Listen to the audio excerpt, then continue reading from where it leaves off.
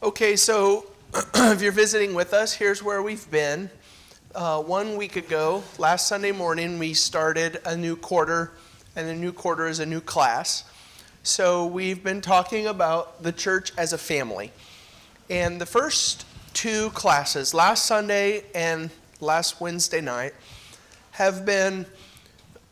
they both were intended to be sort of introduction type classes. So last Sunday we had this conversation, and that's what it's intended to be, by the way, a conversation. So if you have comments or questions or you want to say something related, please do. But last Sunday the conversation was about how every major thing throughout the scripture is somehow related to family. You can't talk about the Bible story without talking about family. It's God's relationship with us and our relationship with one another. God is our Father. We are His children. Because we are His children with a common Father, we're brothers and sisters with one another. All of that is family language. The plan of salvation that runs through Abraham is a family plan. Even Christianity. The great benefit of Jesus for us is that we can be adopted into the family and the promises of Abraham. That's family conversation. And so, family. It's a big deal in the Bible. Then what we did last Wednesday was we talked about, I still don't know what to call it. I just left it, the title on YouTube. Whenever I edited the video, I just called it Pros and Cons still. Pros and Cons of Family. When you read Acts chapter 2, and the first Christians were together and had all things in common, day by day, taking their meals in their homes. I mean, all of this stuff is just, I read it and I think, I want that. I love the picture of family. It's, aside from salvation and being made right with God through Jesus, family is my favorite blessing that comes with Christianity. And so pros. But then I misused the clock, as I am wont to do, and did not have enough time, so we just briefly touched on the cons. And the cons are, it's nice to have family, and it's nice to talk about family, but there are some things that go along with that. There's some responsibility that comes with being a part of the family. You don't show up and get all of the benefits without participating and having the responsibility. And family's really nice, whenever you need it, but we say in a wedding ceremony, in good times and bad. And the bad part is there too. We struggle, we suffer together. That's what family is. And so, is there anything you wanted to say about those two classes, last Sunday or last Wednesday, by way of bringing us up to speed on where we are this morning? Okay, so this class today is going to be family as identity, and we're thinking about this from a biblical perspective. So I told you this at the end of class on Wednesday. How do you answer this question? Who are you? Or, I know that a job interview is a little bit different, If you're sitting down at a job interview and somebody says, "Tell me about yourself," I don't really expect for you to open up your Bible and start with that. But if you are just generally asked something along these lines, who are you, or tell me about yourself, what are some pretty normal ways that we're going to go about answering that? Like, what are some of the things that define us?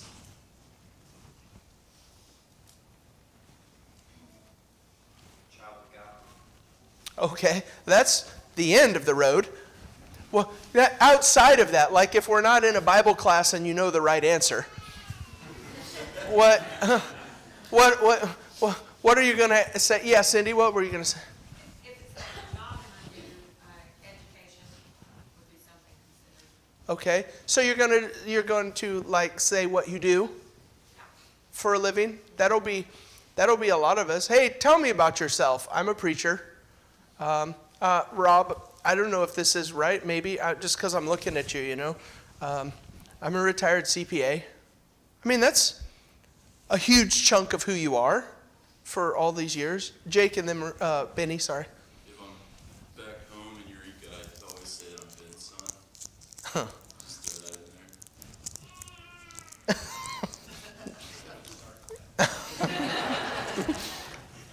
Yeah, that's a good one. It's, yeah, because, I mean, you've been here your whole life, right? And people know that, and your family, and all of this. And so it's like, here's how you identify who I am and where I fit into the world around me. Benny? I was just gonna say the big St. Louis, thing is like, what high school did you go to? But it's really ultimately to decide, well, to figure out like, who do you know? Because in St. Louis, they always say, oh, somebody knows somebody. So in St. Louis, it was like, what high school did you go to? Oh, do you know so and so? Yeah. Like, what group do you like identify with? I have that written down in my notes because it is still so weird to me. The St. Louis thing, like I feel like I've been here for almost 10 years now, and I still feel like an outsider in this because it's like you meet somebody and there are always two questions that pop up. What high school did you go to, and what neighborhood do you live in? Like neighborhoods. The name of the neighborhood is a really big thing. I couldn't tell you any name of any neighborhood from Kansas City where I'm from. It's just not a thing. But here it's like I live in this community, in this neighborhood. And so that's how I identify myself. And Jessica? Initially, when you asked that, it kind of reminded me of like the social media. You know, everyone has the little bullet points of like wife, mother, follower of Christ. You know, you've got all of those, where you work, what you do. Yeah. It's just kind of the elevator speech kind of thing. Yeah, that's right. And so it's like, in your Twitter bio, it's like, who am I? I'm a Christian, I'm a husband, I'm a dad, whatever. Anything else before I click over to the next slide? I'm not going to click individual bullet points. I'm just going to throw it all up there at one time. Just kidding. We're going to read this first. This is... I'll be referring throughout this class, Church as a Family. David De Silva is one of my favorite authors, and he's written quite a bit about it. The father's reputation becomes the starting place for the reputation of the children. If they come from a good, reliable father, it will be taken as given that they will be good and reliable unless they prove otherwise. Conversely, a father in disgrace is a hard legacy to overcome. This is number one. If you're writing notes and you want to focus on what this is part of the conversation is going to be, this is the biggest part of the conversation in class this morning. In the biblical world, when God said, I'm your father, you're my children, and your brothers and sisters with one another, individuals were not primarily defined by their individual choices. That's how I'm defined. I'm defined by my individual choices right now. What I have chosen to do for a living, who I chose to marry, where we choose to live, all of these different things. Like I got to tell you about the choices that I've made in order for you to know who I am. In the Bible, though, and I think I'll throw these up here so you can see what we're about ready to look through, a person is not defined by their individual choices. They are defined by their family that they're born into, but primarily they're defined by their father. And so let's just roll through some of these different examples. Would somebody start us out in Mark chapter 1 and verse 19? If you would like to do this, we're not really in a hurry. I've tried to cut with class material, cut, in order to leave enough space for conversation. So we're not really in a hurry. But if you want to kind of choose one of these passages and be ready to read that whenever we come to it, I really, unless we get short on time, I intend to read all of these this morning. So Mark chapter 1 and verses 19 and 20.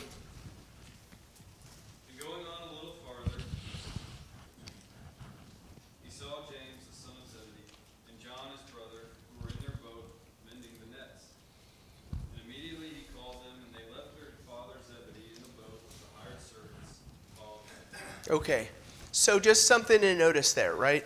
And I've got my comments and I'm going to roll on, but if you have something to say about any of these, please jump in and make your remark. But notice in verse 19, James is identified. James who? There's lots of different Jameses. James who? And what does he do for a living? He is James, the son of Zebedee. And what's he doing for a living? He's in a boat with his father. His father was a fisherman, so he was a fisherman. And there really is no conversation about what have you chosen to do for a living. My dad was a fisherman, so I'm a fisherman. And that's what it's going to be. And it's, tell me who you are. I'm James, the son of my father, Zebedee. Do you see what I'm talking about here? In this one example, it's like, in this one example, this man's entire identity is wrapped up in who his father is. Do you see that point? I think you'll only see it more and more as we move forward throughout this. Any comments on these? Okay, next. What's the next example here? Joseph and... So, who's going to do this? Mark 6 and Matthew 13. Who's doing Mark 6? Okay, Jake, Mark 6, Matthew 13. Who's going to do Matthew 13? We need to read them side by side, so I need a reader. Brennan? Okay, so... I want you to notice this. Pay really a careful attention to the words that we're about to read. Jake, Mark 6. Is not this the carpenter, the son of Mary, and the brother of James and Joseph and Judas and Simon? Are not his sisters here with us? And they took offense at him. Okay, so in referring to Jesus, is not this the carpenter? And he's the son of Mary, and these are his brothers and sisters, right? Brendan, what do you have in Matthew? Is not this the carpenter's son? Is not his mother called Mary?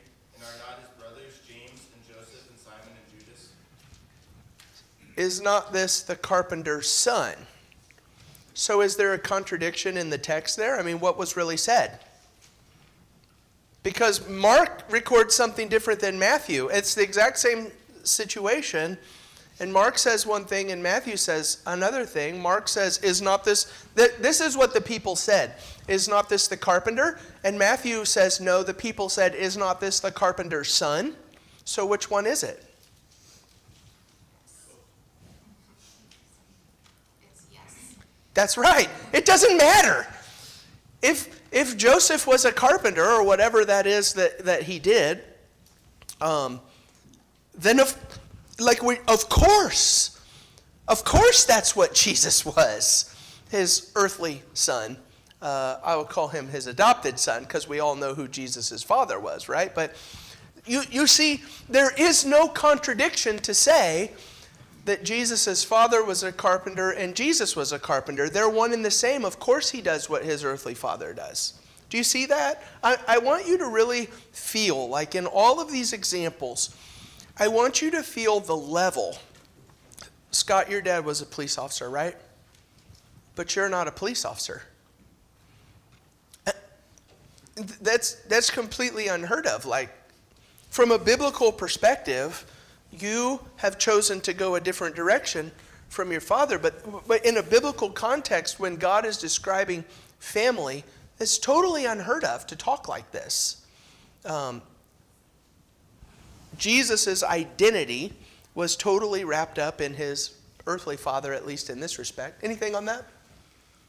Yep, Nick? You might be planning to mention this later, but that's sort of where we get some certain last names that are occupations. So if someone's name is Matt Carpenter, like the whole lineage is identified as, oh, this is the line of carpenters. Yeah. And so James back here is a lawsmith. That's what, maybe not. Maybe not. Dave, did you have something? I think about this in the role of the father in preparing a child, preparing a son. So yes, any father is going to help provide any type of advantage he can for his son. And so what advantage? Well, how to give a service, provide a service to make a living. And so that's one of the main proponents of what a father does is prepare. Yeah. Prepare for the future of that child's success. Right?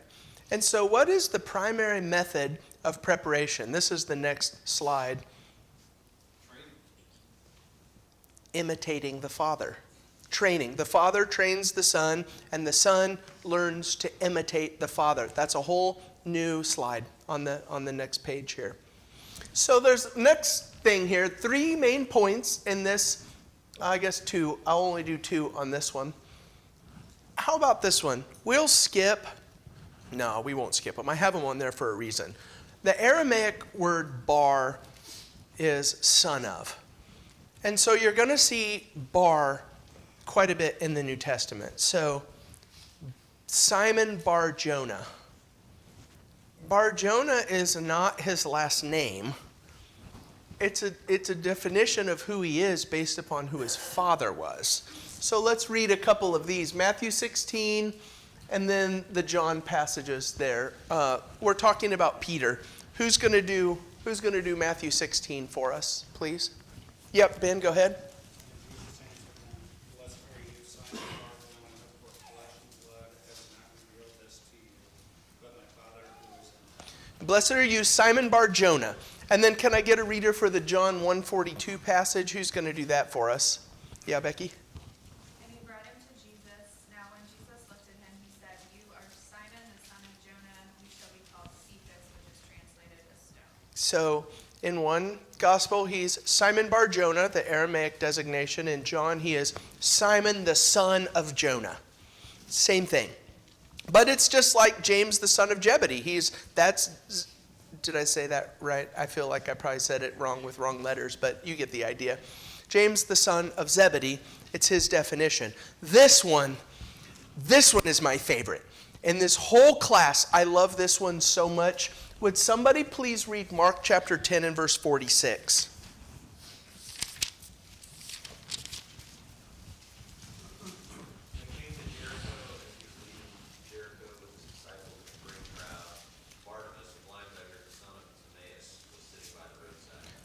So, the only thing that we know this guy by is a name. In my Bible, is capitalized, Bartimaeus. But do you notice even in this same verse it says, Bartimaeus, the son of Timaeus. Bartimaeus, the son of Timaeus. So, I need you to feel this, like, Jake, what if your name, what if your identity was not Jake? You're not Jake. You're Ben's son. And so he doesn't even have a name. Who cares? Who cares? We don't need to know his name to know who he is or what he's like. We're just going to be like, hey, son of Ben. That's you. Some of you get this in your neighborhood. Only it's backwards in my neighborhood. I used to go out and I'd mow the grass, or I would do something, and the kids would be riding their bike up and down the street. Nobody had any idea what my name was. They were like, "Hey, Luke's dad." They would just say, "Hey, Luke's dad." That's who I was. I'm Luke's dad. So it's kind of backwards. But what if this was like? Do you realize that Bartimaeus probably is not his name? Bartimaeus, the son of Timaeus. It's like, what's his name? We don't know. We don't need to know. He's the son of Timaeus. That's what we need to know. It's his whole identity. Who had a hand? I think I saw a hand up here just a second ago. No? Any other comments that you want to make up to this point? Okay. Who are you? Our identity is entirely wrapped up in our family. And primarily, our identity is determined by our Father. The Father and his reputation and his name are the starting place for who we are.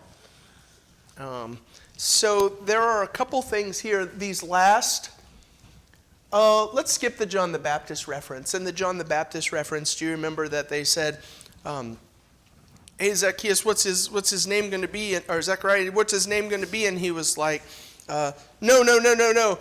He's going to be called John. And the text says that everybody's shocked. Wait, what? He's going to be called John, but that's not your name. Everybody's surprised that this is the way that it would go. And so let's look at these next three. The next three examples are now that you feel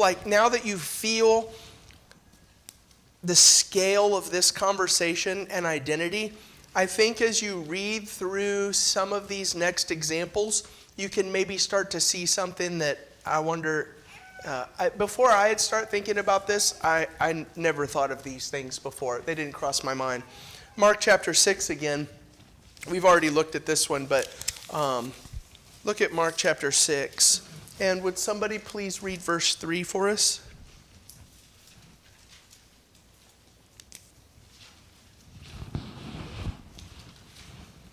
Is not this the carpenter, the son of Mary, the brother of James and Joseph and Judas and Simon?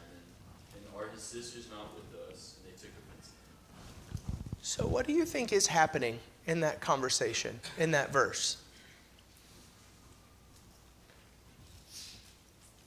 Is not this the carpenter, the son of Mary?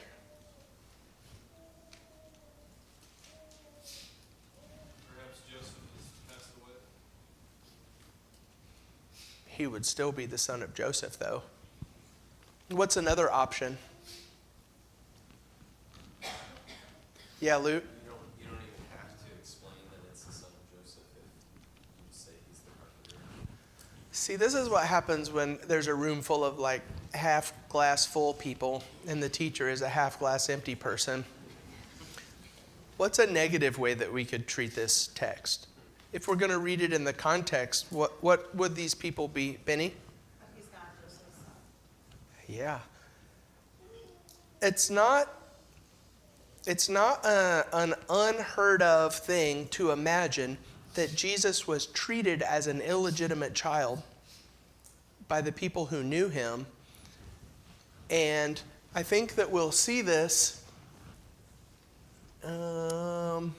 maybe not. I don't have any of the other examples in John.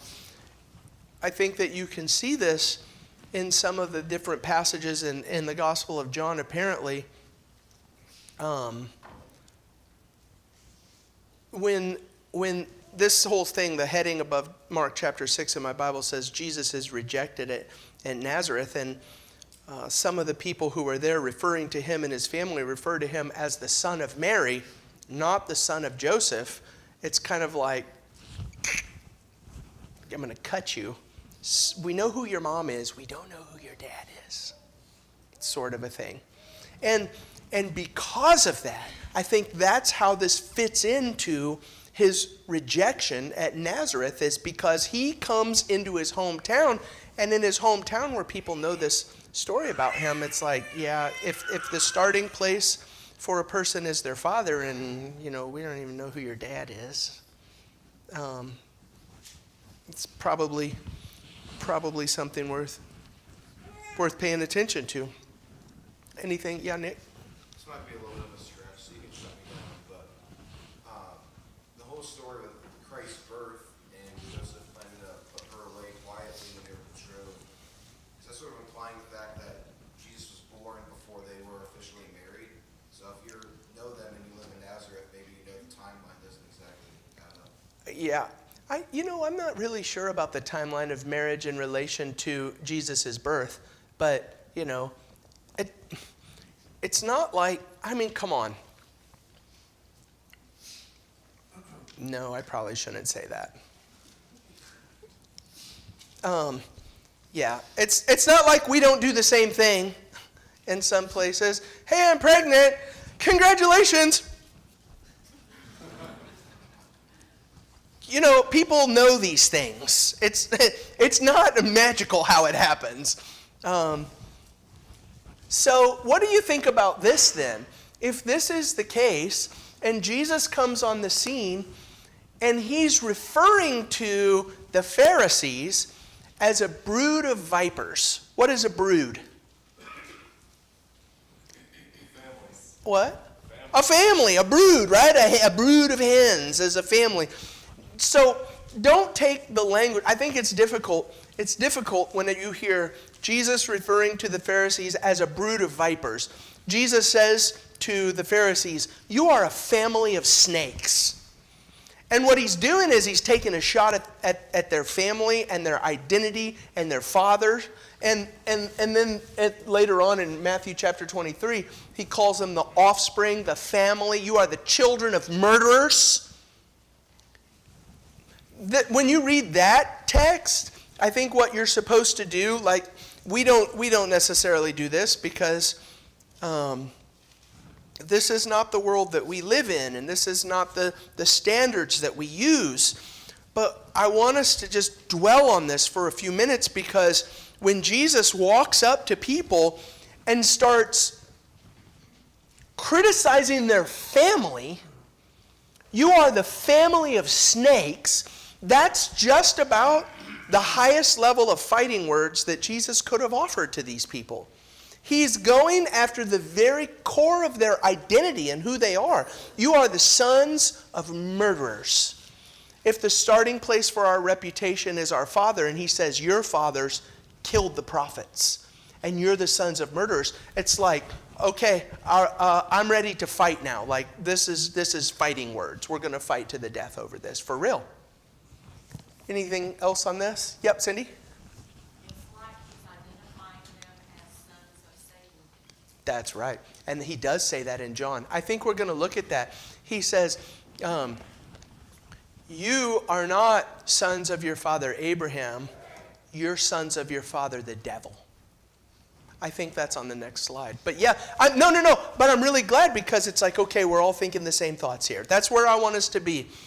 And this is what, I think this is what we would be inclined to do. Like, I could have probably just said this in a sentence and moved on.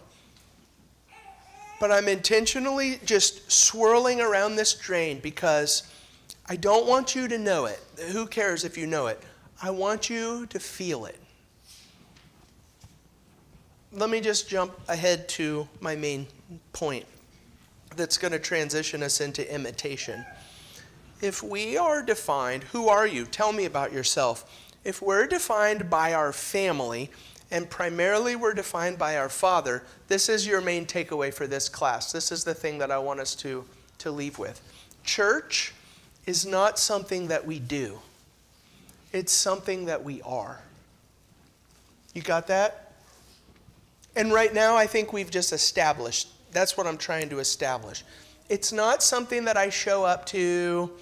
Okay, it's Sunday morning, so I'm going to go to church, and I'm going to do church, and if this is my family, then it's not something that I do, it's something that defines who I am. It's what I am. You feel that? Anything you want to say about that? Yeah, Ryan? I think that's kind of difficult because of the headspace we're in, almost as modern Americans, where we would look at that and say, I have to do the same thing that my dad is. Like, that's some sort of oppression on me, that I'm stuck. And we value the rugged individual so much in America that my pride is not in doing what my dad did. My pride is in making more than him, working less than him, doing all of these things to show that I'm somehow different or more advanced. And that's where we take our pride, not in the mirroring of our dad. Yeah, right. And so that's the reason for a class like this, right? Because if we're going to talk about the church as family, and my default is, okay, what is family? Then I'm going to look around at the world and I'm going to see family. Like, look at your family section on your emoji keyboard. That's not the biblical picture of family. Or look at what the general picture of father is in the world around us right now. Homer Simpson, and everybody loves Raymond, this bumbling doofus, and all of this is the main picture of a father. But when God said, I am your father and you are my children, this is what he meant. We have to immerse ourselves into that world in order to understand what it means for us and how that applies to our lives. One last thing, I do want to just say this one. One of the qualities that a man must possess in order to be an elder in a congregation is that he must be well thought of by those who are outside the church. And now you know why. Because if elders serve as father figures in our congregation, and our starting place as a church family is the reputation and what's known about our father, if our father is known as a snake to the world, what does everybody think about our family? That's what's going on in this passage. It's why that passage is there. So let's read a couple things here when we talk about imitation. Like father, like son. I'm going to need some readers. John chapter 8, starting in verse 39, please.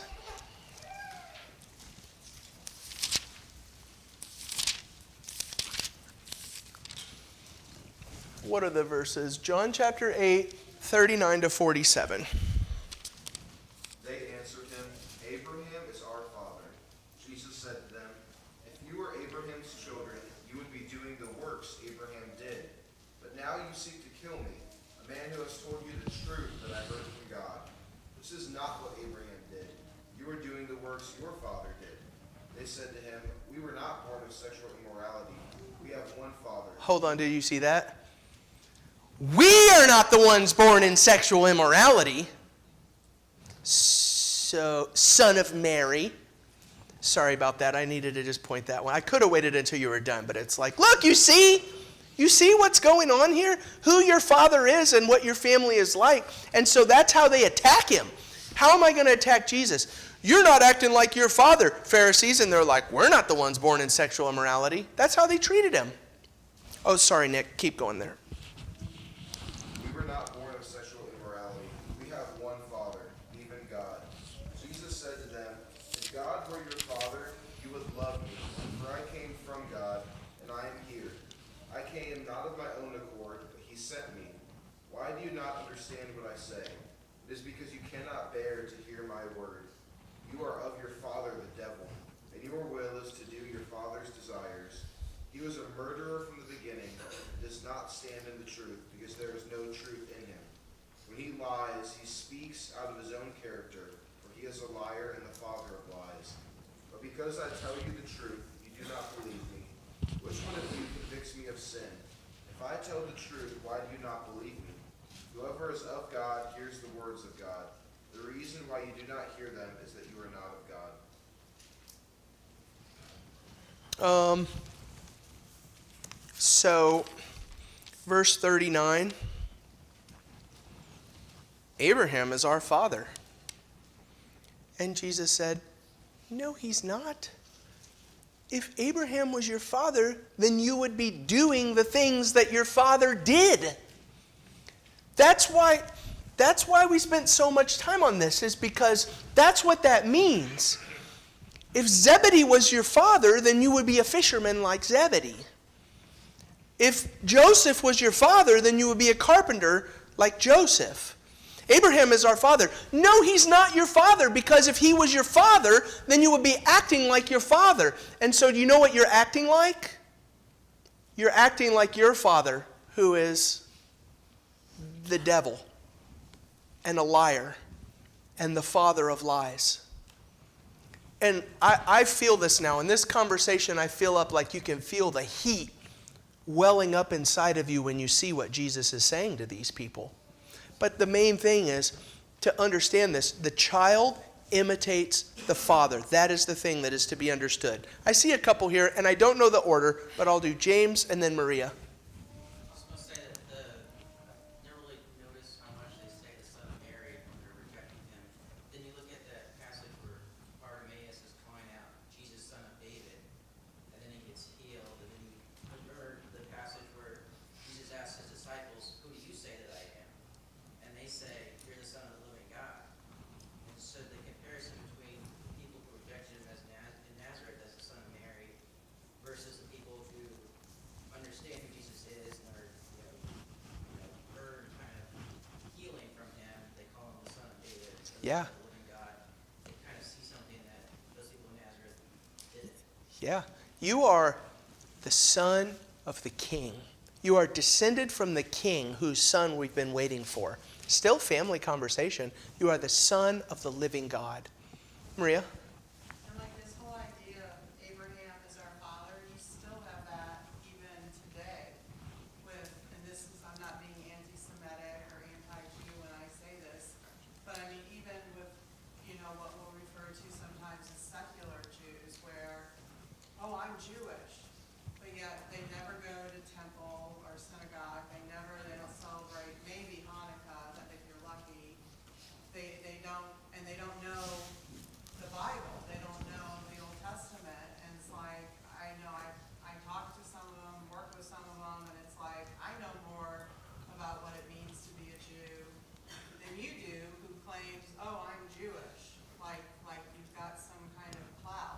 Yeah. I would like to bring it closer to home into this room, though. Who's our Father? Well, our Father is God. That's right. Our Father is God. And what's our job? To imitate the Father. And so the question for this class is, do you look like your Father? Are you doing what your Father does? You walking in the steps of your Father and living as your Father? Because we're going to have to I see you, Stacy. We're going to have to totally redefine. If we're going to talk about church as family, the first thing we have to do is tear down what we think about family and build it up from a biblical perspective. And we're going to have to totally redefine what it means to be a child of God. And I don't have time, sorry about that. I don't have time to read all of these passages here, but I would ask you, please, to read the 1 John chapter 2 text there, verses 28 to chapter 3 and verse 10. Write that down. Now that you're thinking these thoughts, really think about this, because this is our takeaway. If this quarter is going to be a class on the church as family, church is not something that we do. It's something that we are. It's our identity, and it defines our family. Being children of God is to define every aspect of who we are and what we do. And my guess is that probably most of us could make some needed adjustments in this department. Stacy? Based on those earlier comments about Jesus' identity, it's like same person but two identities based on perspective. And that, I guess, is part of the mystery of Christ. Oh, I'm sorry, Kevin.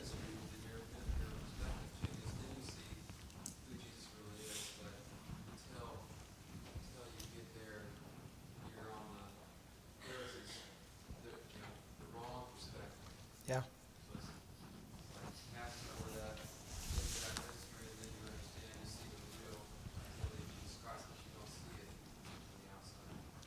Yeah. This is where I'll end. A person's family of origin is the primary source of his or her status and location in the world, and an essential reference point for the person's identity. People are not just free-floating individuals out in the world, but are located within the larger constellation of family in the very broad sense. So, Josh, who are you? I am a child of God. And that's not just a set of words. It means a lot. It should mean a lot. It should define everything about who I am and how I live. So, now what we're going to do as we move into this class, that's kind of the introduction, 3 lessons of introduction. Now we're going to move into on Wednesday, so what does it mean to be family? What does it look like?